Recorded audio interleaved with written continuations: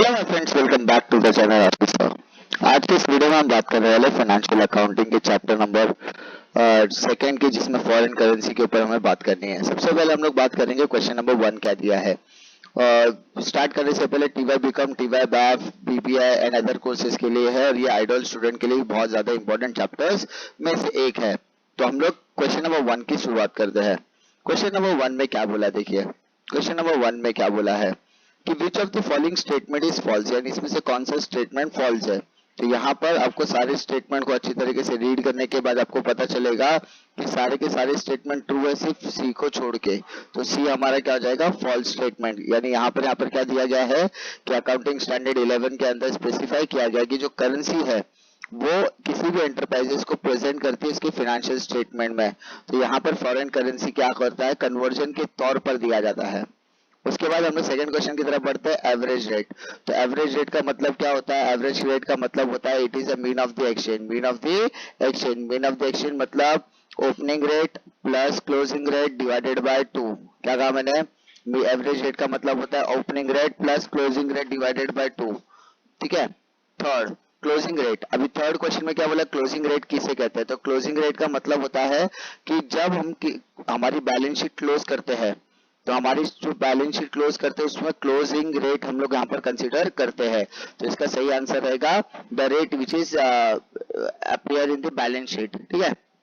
उसके बाद what is exchange rate. Exchange rate क्या होता है, तो एक्सचेंज रेट जो का मतलब यहाँ पर सिंपली है कि जो दो करेंसीज होती है, यानी दो कंट्री के दो डिफरेंट करेंसीज को जब हम लोग एक्सचेंज करते हैं जिस रेशियो में, उसको हम क्या कहते हैं, एक्सचेंज रेट कहते हैं। Next, currency other than reporting currency. जो करेंसी अदर देन यानी जो हमारे देश की करेंसी वो हमारी रिपोर्टिंग करेंसी है, लेकिन उसके अलावा जो करेंसी होगी उसे हम क्या कहेंगे। यानी अगर मैं इंडिया की बात करूं, तो इंडिया के अंदर हमारा रुपीज क्या है, हमारी रिपोर्टिंग करेंसी है। लेकिन अदर देन इंडिया अगर मैं डॉलर में डिनोमिनेट करूं या येन में डिनोमिनेट करूं या मैं यूरो में डिनोमिनेट करूं, तो ये सारी करेंसी जो है उसको हम बोलेंगे फॉरेन करेंसी। यानी दो तरह की करेंसी होती है, एक होती है रिपोर्टिंग, दूसरी होती है फॉरेन करेंसी। उसके बाद currency used in presenting the financial statement. Financial statement को रिप्रेजेंट करने के टाइम पे रिपोर्टिंग करेंसी का इस्तेमाल किया जाता है।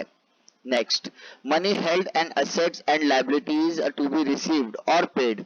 यानी पैसा हम हेल्ड कर रहे हैं या असेट्स एंड लायबिलिटी को रिसीव कर रहे हैं और पेड इन फिक्स्ड और डिटरमाइंड अमाउंट ऑफ मनी। तो यहाँ पर हम लोग क्या कर रहे हैं, मनी की बात कर रहे हैं, पैसे की बात कर रहे हैं। यानी हमारे पास असेट्स और लायबिलिटी मनी में हेल्ड है, या हमने उसे रिसीव किया है या हमने उसे पे किया है, तो उसे हम बोलेंगे मॉनेटरी आइटम। क्या बोलेंगे हम लोग, मॉनेटरी आइटम। मॉनेटरी आइटम मतलब यहाँ पे पैसा इन्वॉल्व होता है। Next, which are the following is foreign currency transaction. ऐसा कौन सा चीज है जो फॉरेन करेंसी ट्रांजेक्शन के अंदर आता है। तो पहले तीन ऑप्शन पढ़ लेते हैं। पहला ऑप्शन दिया, एन एंटरप्राइज बाइज और सेल्स गुड्स। यानी एंटरप्राइज बाय भी कर रहा है, सेल भी कर रहा है goods and services whose price is denominated in foreign currency. सही बात है, यहाँ पे फॉरेन करेंसी के अंदर आता ही है। सेकेंड ऑप्शन बोलता है कि एंटरप्राइज बोरोज और land fund when the amount payable or receivable are denominated with foreign currency। Possible है यहाँ पे एक कंट्री दूसरे कंट्री के अंदर अगर ट्रेड करे तो उसमें जो पैसा दिया जाएगा या लिया जाएगा उसको फॉरेन करेंसी में डिनोमिनेट कर सकते हैं। और थर्ड कहता है an enterprise become a party to an unperformed forward exchange rate. Yes, foreign currency के अंदर फॉरवर्ड एक्सचेंज कॉन्ट्रैक्ट की हम लोग बात करते हैं, तो यहाँ पे सही ऑप्शन रहेगा आपका बी। बी मतलब ऑल, यानी तीनों के तीनों ऑप्शन यहाँ पर देखने के लिए आपको मिलते हैं। अब हम लोग बात करते हैं क्वेश्चन नंबर 9 की बात करेंगे। क्वेश्चन नंबर 9 में क्या चीज हमको यहाँ पर दी गई है। क्वेश्चन नंबर 9 में दिया क्या, foreign currency transaction should recorded. यानी फॉरेन करेंसी ट्रांजेक्शन को हम रिकॉर्ड करते हैं ऑन इनिशियल रिकॉग्नाइजेशन। क्या कहा है, इनिशियल रिकॉग्नाइजेशन कहा गया है।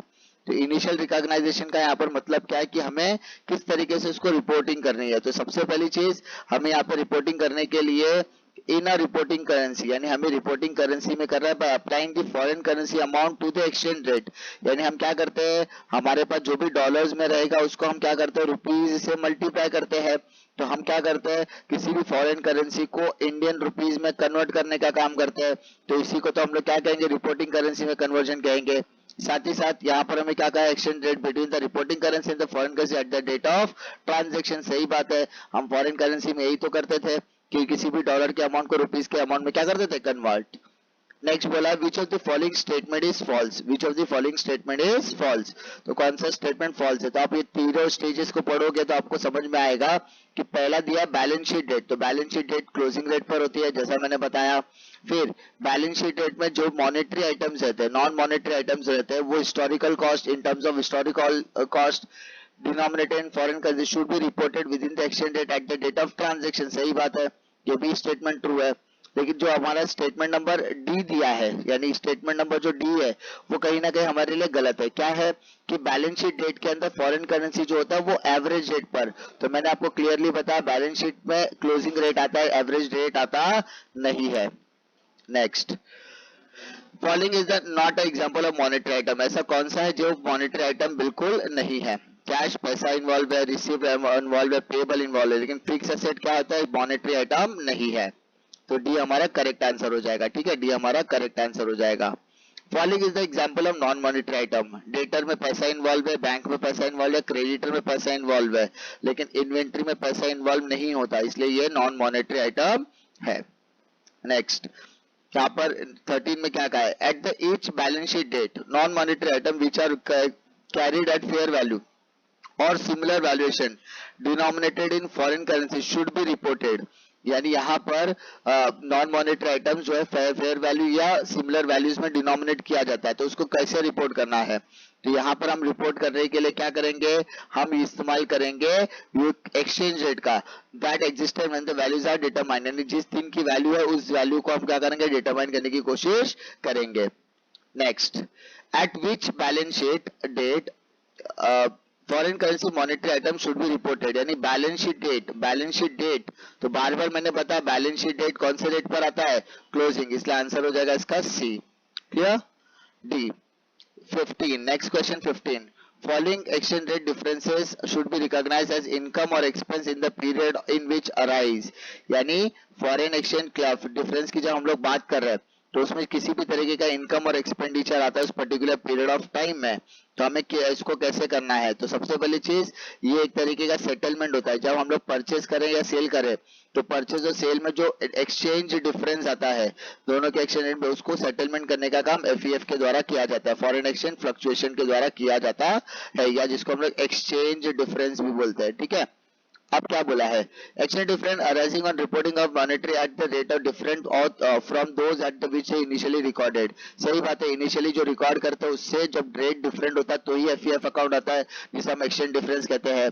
और थर्ड कहता है कि difference arising on reporting on enterprise monetary rate at the rate of which already previously financial statement. सही बात है कि यहाँ पर हम जब डिफरेंस आता है दो रेट, जब रिकॉर्डिंग की डेट होगी और ट्रांजैक्शन की डेट, दोनों की रेट में जब डिफरेंस आता है तो ही हमारे लिए एक्सचेंज डिफरेंस बनता है। इसका मतलब यहाँ पे करेक्ट स्टेटमेंट आ जाएगा ऑल ऑफ द अबव। क्या आ जाएगा, all of the above. Next, the following balances should be translated at the closing rate, यानी कौन से balances को ट्रांसलेट कर दिया जाता है।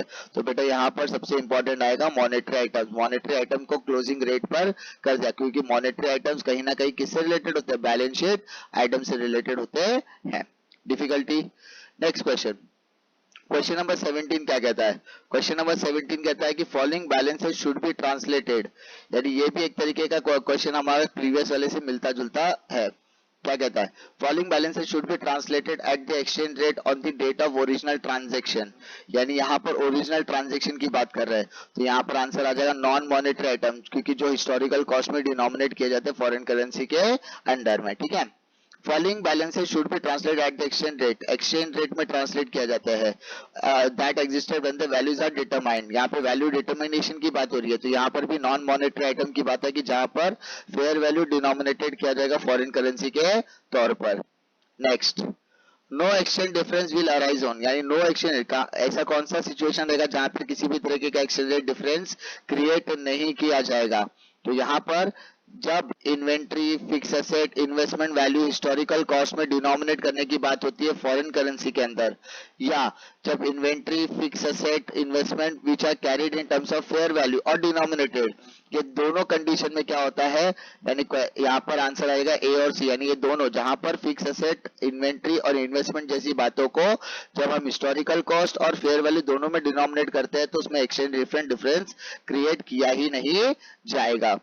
द मीन, नेक्स्ट क्वेश्चन बोलता है the mean of the exchange rate in force during the known as, यहाँ पर मीन बोला बेटा, मीन ऑफ एक्सचेंज रेट, तो मीन ऑफ एक्सचेंज रेट को हम क्या कहते हैं, एवरेज रेट कहते हैं।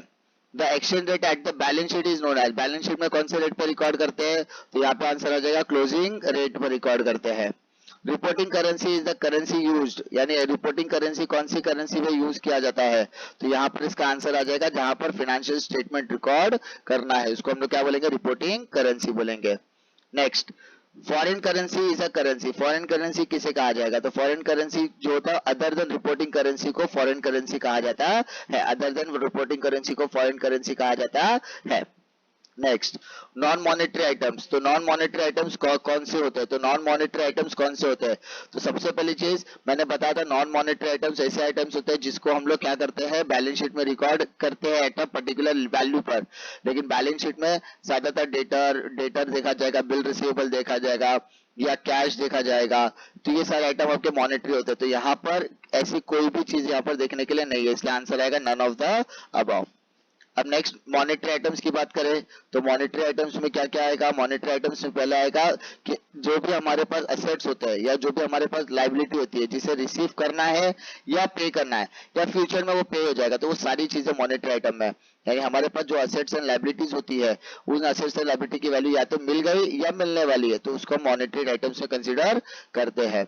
Next, an exchange difference result, exchange difference किसे कहा जाता है, तो एक्सचेंज डिफरेंस का मतलब होता है कि जब मार्केट में जो फेयर वैल्यू की बात करें, यानी जो ट्रांजैक्शन डेट पर हम फेयर वैल्यू की बात करते हैं, या जिस दिन मॉनेटरी आइटम का सेटलमेंट करना है, जिस दिन मॉनेटरी आइटम का क्या करना है, सेटलमेंट करना है, उस दोनों के रेट में जो डिफरेंस आता है उसको हम लोग क्या कहते हैं, एक्सचेंज डिफरेंस। मैंने डील किया 50 रुपीज के रेट से, तो ये मेरी फेयर वैल्यू है, लेकिन जिस दिन ट्रांजेक्शन हुआ उस दिन रिकॉर्ड में जो डिफरेंस आएगा, जो सेटलमेंट के टाइम पर डिफरेंस आएगा, उसको हम लोग एक्सचेंज डिफरेंस में डालते हैं।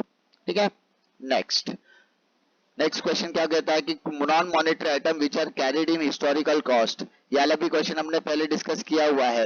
Non monetary items which are carried in historical cost denominated in a foreign currency should be reported in the exchange rate. यहाँ पर हमने क्या कहा गया कि हिस्टोरिकल कॉस्ट की बात किया, तो हिस्टोरिकल कॉस्ट का मतलब होता है ट्रांजेक्शनल कॉस्ट। ठीक है, तो यहाँ पे हिस्टोरिकल कॉस्ट को नॉन मॉनेटरी आइटम्स में, नॉन मॉनेटरी आइटम्स में हिस्टोरिकल कॉस्ट की बात करें तो कौन सी कॉस्ट में आएगा, ट्रांजैक्शन में आएगा, क्या पर आएगा, transaction. And last, contingent liability, बेटा contingent liability is a part of liability, तो इसको अगर बैलेंस शीट में डिस्क्लोज करना है तो कौन से रेट से डिस्क्लोज करोगे, क्लोजिंग रेट से डिस्क्लोज करना है, सिंपल, डिफिकल्टी